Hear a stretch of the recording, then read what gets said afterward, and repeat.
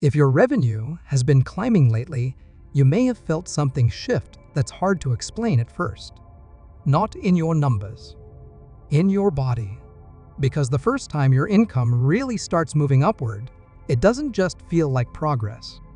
It feels like relief, like something finally clicked, like the pressure you've been carrying quietly eased up for a moment. I remember noticing this in my own work sooner than I expected. The numbers started improving, and on paper everything looked healthier. But what caught my attention was how quickly my internal baseline changed. If your business only feels safe when revenue is climbing, momentum may already be shaping your decisions more than you realize. What makes revenue growth so powerful and so risky is that it gives you fast emotional feedback. When income jumps, it creates a very convincing signal that what you're doing is working. And in many cases, something is working. But growth also has a way of lowering your guard. When the numbers are rising, you naturally become more optimistic. Your tolerance for new commitments expands. Opportunities that might have made you pause earlier suddenly feel reasonable. Even small structural concerns become easier to ignore because the top-line story looks strong. I went through a stretch where this happened almost quietly in the background. Month after month, revenue was trending up. Nothing dramatic, just steady progress. But my decision speed was increasing. I was saying yes more quickly. I was assuming the system underneath was stronger than it had actually proven itself to be. That's the subtle shift most people miss.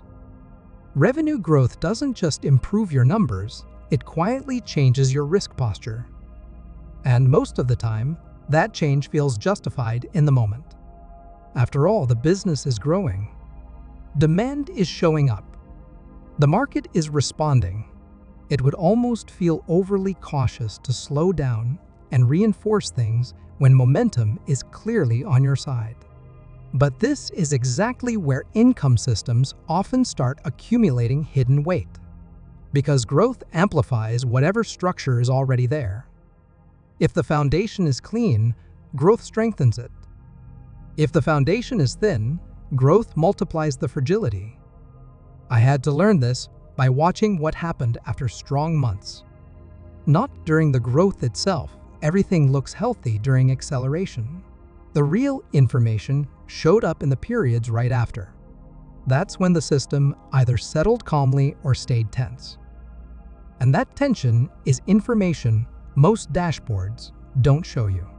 Growth that creates more pressure than stability is usually exposing structural debt inside the business. Another pattern that tends to appear during this phase is subtle dependency creep.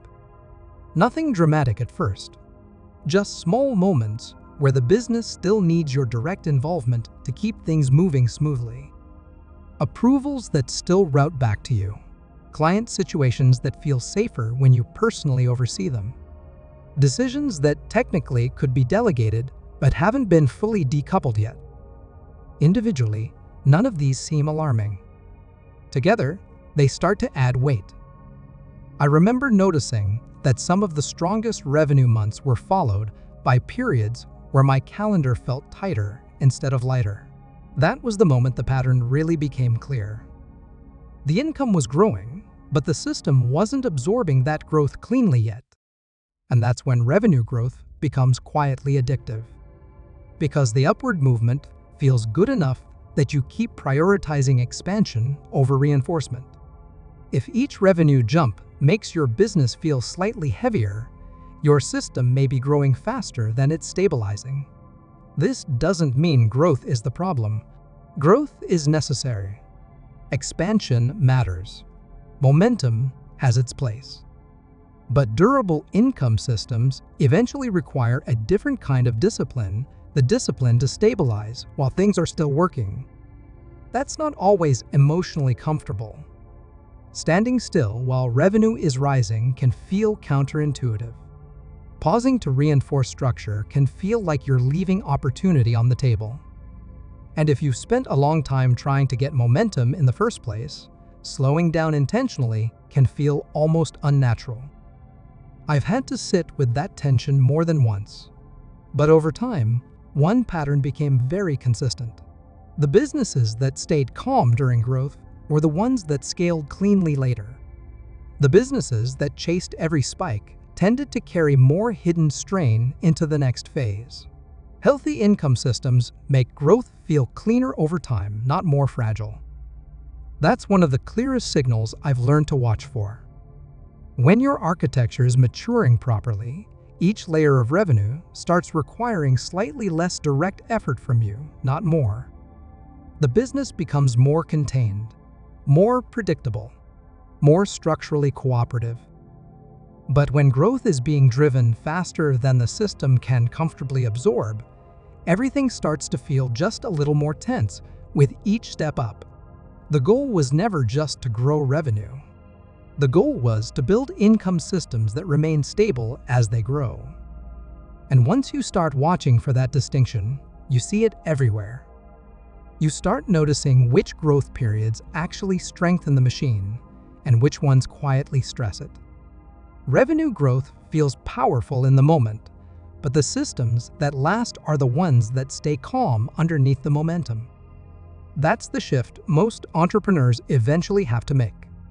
Not away from growth, but toward growth that the structure can genuinely support. And once that alignment starts to happen, the business stops feeling like something you have to constantly push forward and starts behaving more like something that can carry its own weight.